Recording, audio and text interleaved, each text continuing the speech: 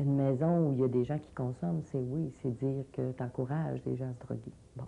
Dans les faits, qu'est-ce qui se passe? Dans les faits, je pense que c'est justement, après 2 ans, on a pu vérifier que dans les faits, il y a des gens qui vont arriver. Au début, c'était drôle parce que même les résidents ne croyaient pas qu'ils avaient le droit de consommer, ce qui fait que le premier mois, ils ne consommaient pas beaucoup. Ils se censuraient eux-mêmes. Mais le deuxième mois, là, ça repartait. Puis après ça, on voyait un équilibre qui se faisait. Soit la consommation se stabilise ou il y a une régulation qui se fait. Et la personne, effectivement, commence à regarder, bon, où ça pose problème dans ma vie, le fait de consommer, puis qu'est-ce que j'ai envie de travailler. Ce qui fait que peut-être pour des gens de l'extérieur, ça peut avoir l'air qu'il n'y a pas grand changement, mais nous, on le sait. La personne fait des choses sur un aspect qui la préoccupe, elle. Et oui, dans sa vie, c'est souvent un pas très important.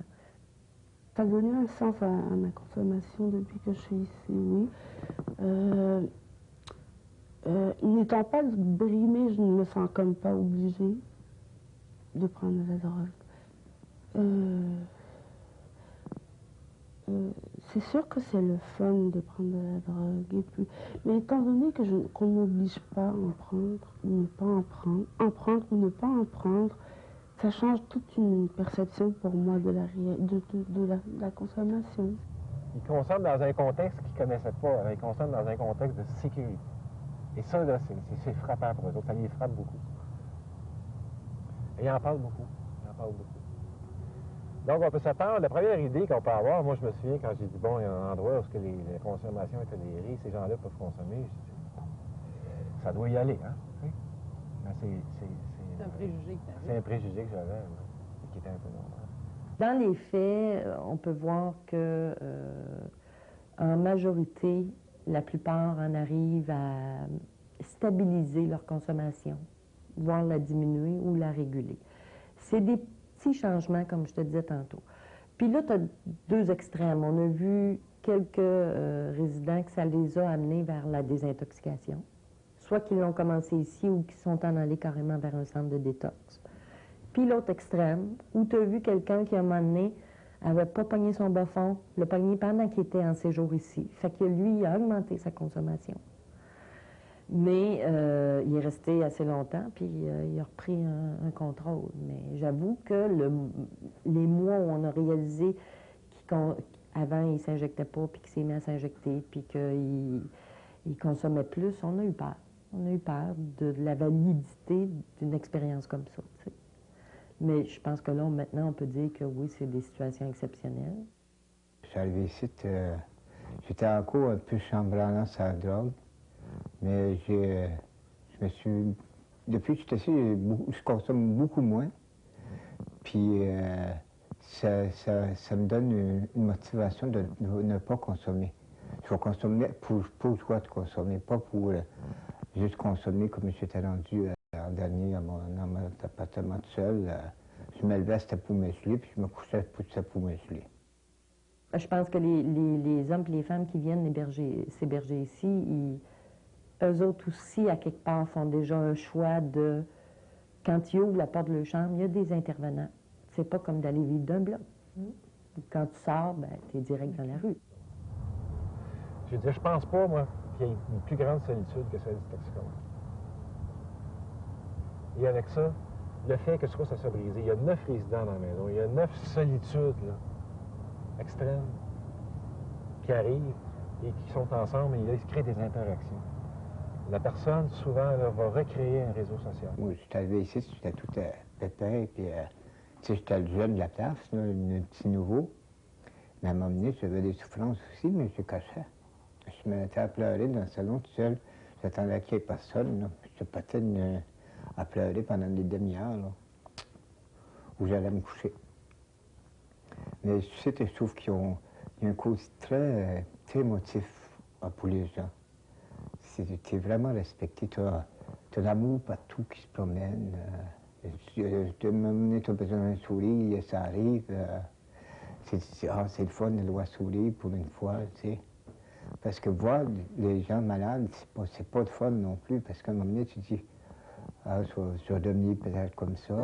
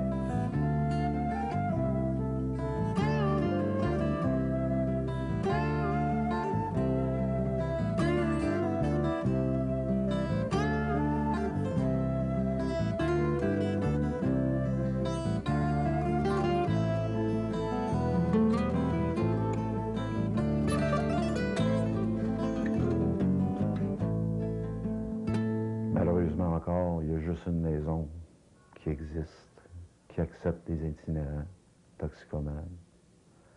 Et ils sont prêts à les aider à traiter leur maladie. Et puis, ce qui est encore mieux, c'est que si tu veux être traité pour la maladie, ils vont t'aider. Si tu veux pas, correct. Ils vont te respecter. Ils vont te respecter. Ils vont te donner à manger. Ils vont t'aider quand tu es malade. Puis ils vont te suivre jusqu'à la mort.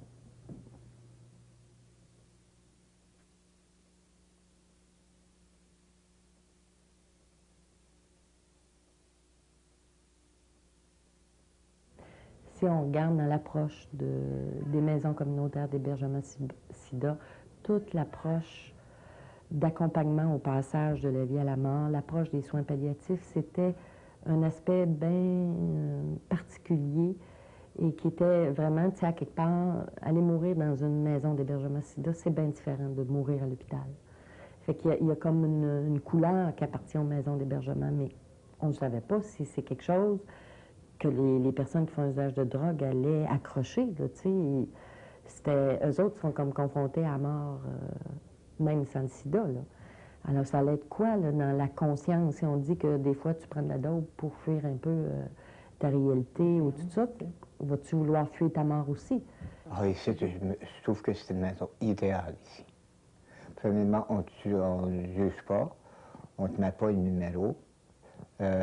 Si tu as envie de parler, tu demandes, ils sont prêts à t'écouter, ils vont te conseiller, ils vont te suggérer.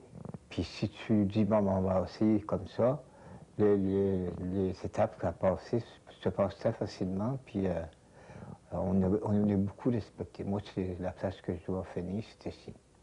Je l'ai été à Suzanne, puis je l'ai été à Aliette. Puis moi, vous ne me mettez plus là-haut. Je mets pas, moi, sur les pieds devant. Puis c'est ici que je veux mourir aussi. Je n'ai pas peur de la mort. La mort me dit rien. C'est la souffrance. Puis le côté que je ne verrai plus mes amis comme j'ai vu avant. C'est vrai que dans l'autre monde, on ne sera pas pareil comme qu'on est présentement. On va être un autre âme, une résurrection où soit un oiseau ou l'animal qui me plaît le plus, c'est l'oiseau. Oui, t'aimerais ça être un oiseau dans Ah ta oui. prochaine vie, pourquoi? Ah, pour voir les petites cochonneries qui se font des fois dans des coins.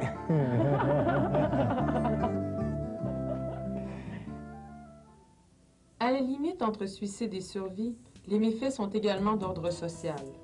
Handicapés qu'ils sont, portant le boulet de l'exclusion avec lequel ils s'enfoncent progressivement, souvent coupés de tout lien significatif, nous avons rencontré une véritable famille d'accueil qui accompagne ces hommes et ces femmes, sans attente, sur la voie longue encore trop peu fréquentée qui précède l'abstinence.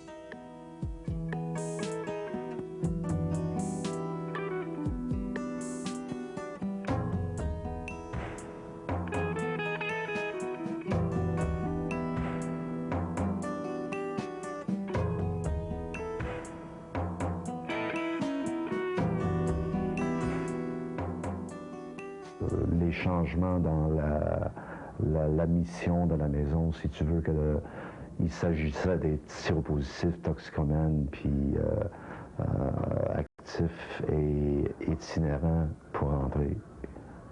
Mais là, il y a une liste d'attente d'à peu près 30 personnes. Ça fait que là, la mission de la maison, c'est de prendre les pires des pires. Ça fait que j'ai plus ou moins compris que c'était le temps de partir. Est-ce que tu te sens prêt à faire le saut? Oui.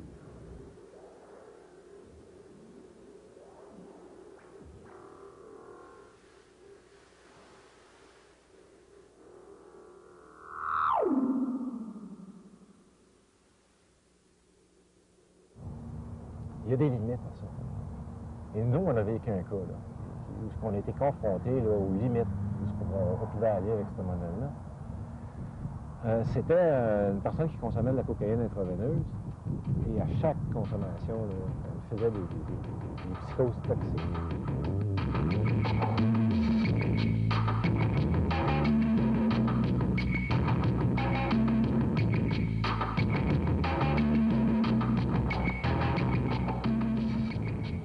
Donc, il y avait des hallucinations de paranoïa. C'était des situations là, extrêmes, là, dans le sens que la personne se servait de sa seringue, qui était souillée. Ça servait d'une arme pour se défendre vis-à-vis des personnes qu'elle voyait. Les hallucinations qu'elle avait, c'est des personnes qui étaient très menaçantes pour elle.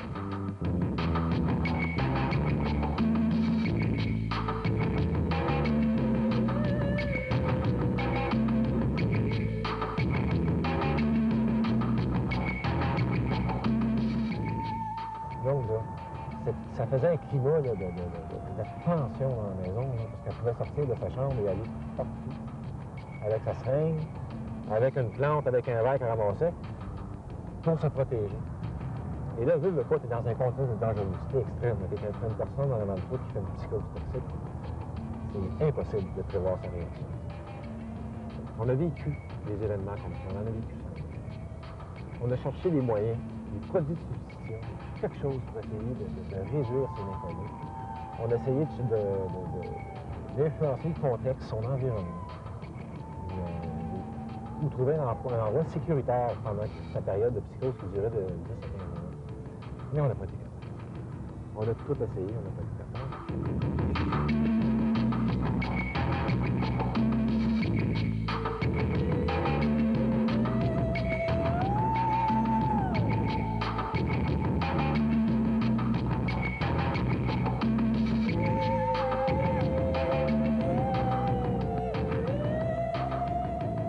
Donc là, on arrive au modèle, à la limite, où on commence que l'abstinence de la cocaïne. C'est-à-dire, on n'a plus le choix. C'est-à-dire, cette personne-là ne peut plus consommer de choses. Consomme d'autres choses. Comme je te disais, la cocaïne, il n'y a pas de produit de substitution.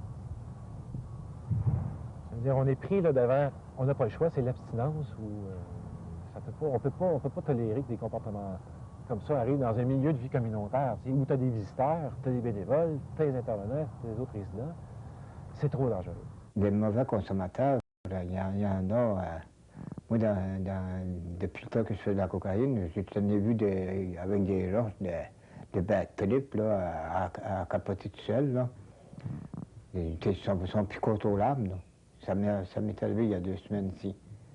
À un moment donné, je dis appeler 911 parce que là, je dis, il est des ongles, lui, là, lui, il se promène. Et ils ont plein, il est là, je lui ai dit, va à ta chambre, je suis monté à ma chambre, la police est venue. Ils ont pas eu 1 heure de temps avec le gars pour essayer de le stabiliser. Parce que le gars, un coup qu'il s'était injecté, il a pass out. Dans un milieu comme ça, c'est sûr qu'on va avoir des choses qui sont difficiles des fois. T'sais. On se pose beaucoup de questions. T'sais. On est placé dans un contexte où on est comme toléré. On n'est pas accepté encore. Il arrive des situations où je donne toujours des exemples concrets. J'ai une de mes résidentes qui est partie en désintox parce que ça arrive. Hein. Ils ont le droit de consommer. Il y en a des résidents qui décident d'arrêter de consommer. Qui a fait des efforts incroyables, qui a fait 2 mois, est allé dans une ressource pour une désintox. Bon, à y retomber, à y rechuter. C'est correct, ça arrive, ça fait partie du processus, ça, de désintox. Et qui a pogné de la scrap, tu sais. Et moi, je la retrouve à l'urgence, pas à l'urgence, aux soins intensifs, intubés, pendant 2 semaines entre la vie et la mort. T'sais. Et je me dis, merde, pourquoi ça arrive, ça? La colère, tu ne l'as pas compris. Tu vis, c'est ça, tu vis une colère à quelque part. T'sais. Moi, je suis conscient des efforts qu'a fait cette personne-là. Elle n'arrache, mais, tu sais, Chris, elle veut, et elle se ramasse comme ça, là. Tu vois ça, l'image que tu as de la personne que tu connais, tu t'attaches à ces gens-là. C'est des gens extraordinaires. Et tu comprends pas comment ça se fait que ça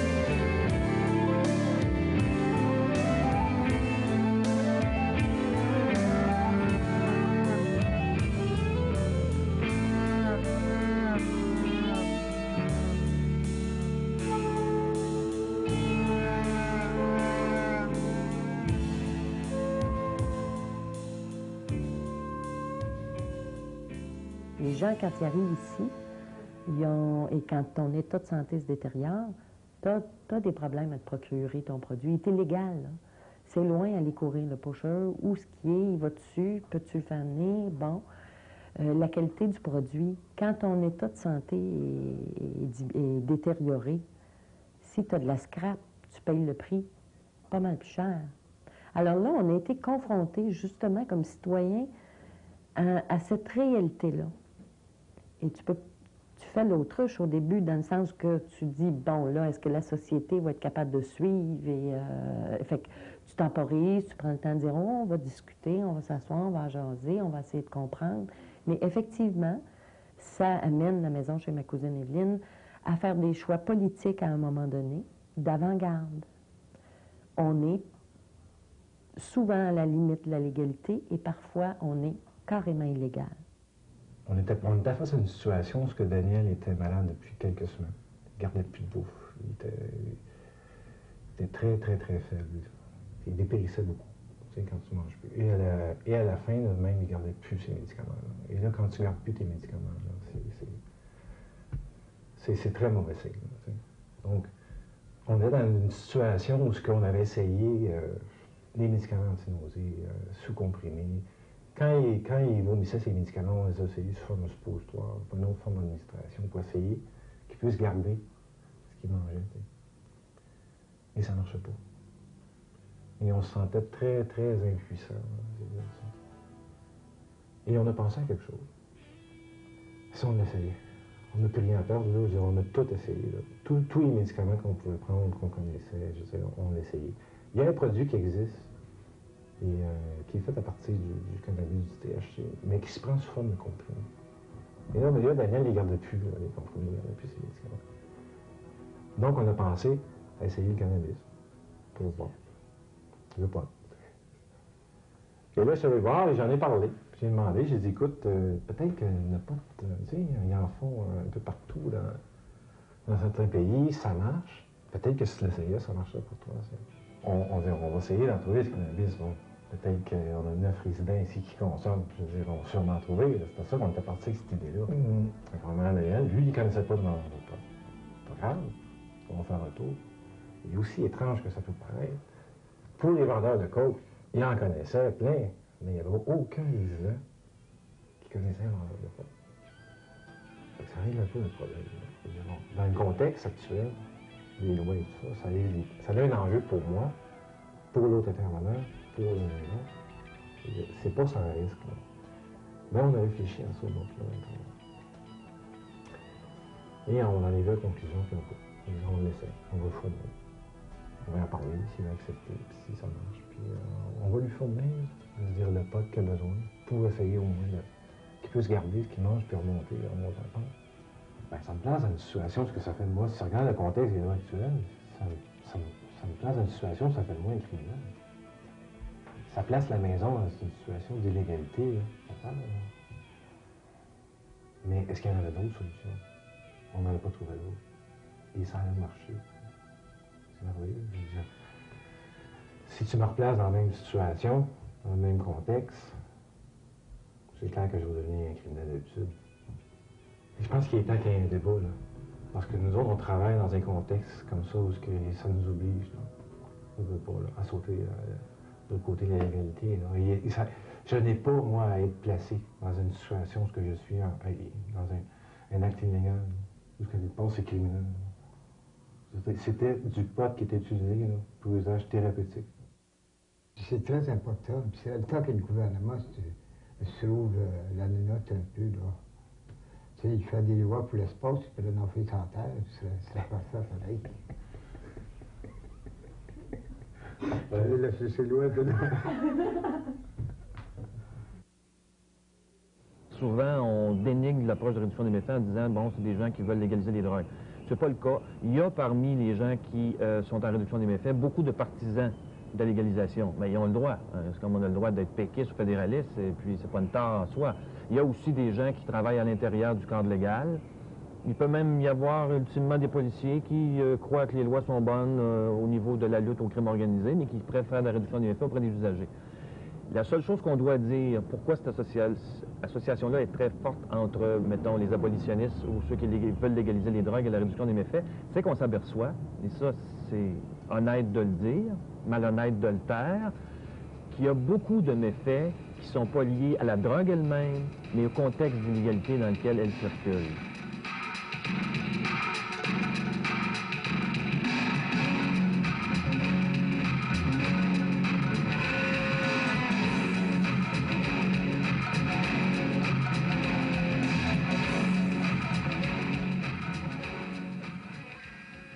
Les gens ne savent jamais ce qu'ils consomment.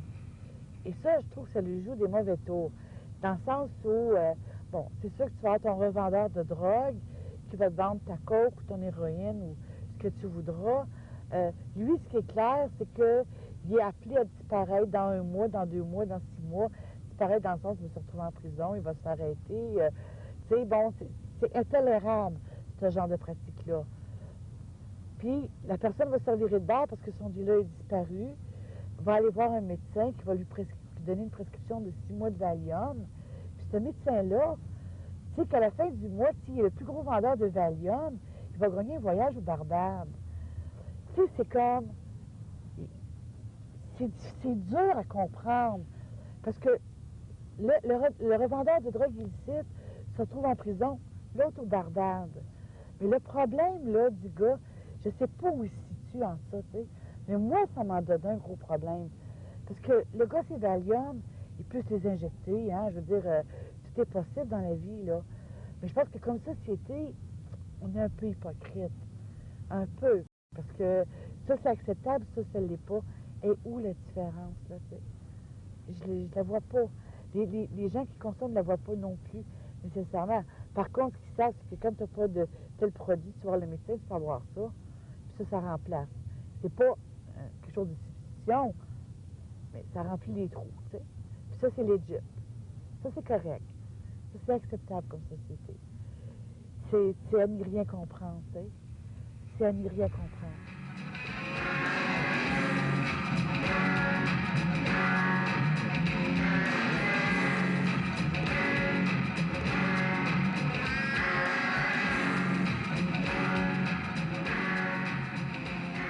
Ça implique, par exemple, d'ouvrir le débat sur la place des drogues dans la vie de la société, sur la reconnaissance de ça, sur le fait que les lois sont peut-être pas adéquates. Il y a des gens tout de suite qui ça les fait friquer. Ils savent, et dans le fond, ils sont aussi idéologiques que les partisans de la légalisation, parce qu'ils défendent, mettons, le statu quo, et ce qui se traduit par une maximisation des méfaits du statu quo, c'est-à-dire que des morts, des overdoses, des cas de sida à chaque jour. Donc, pendant que tu dis rien ou tu fais rien parce que c'est pas politiquement correct, bien, il y a des gens qui ont des problèmes de santé sérieux.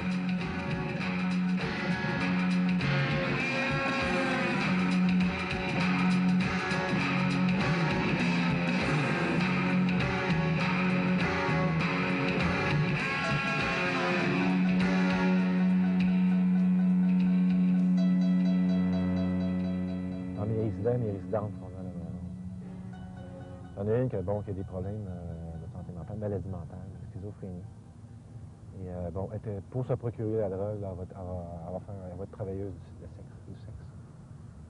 Donc, elle va faire de la prostitution dans des conditions, là. Comment trouver un terme, là?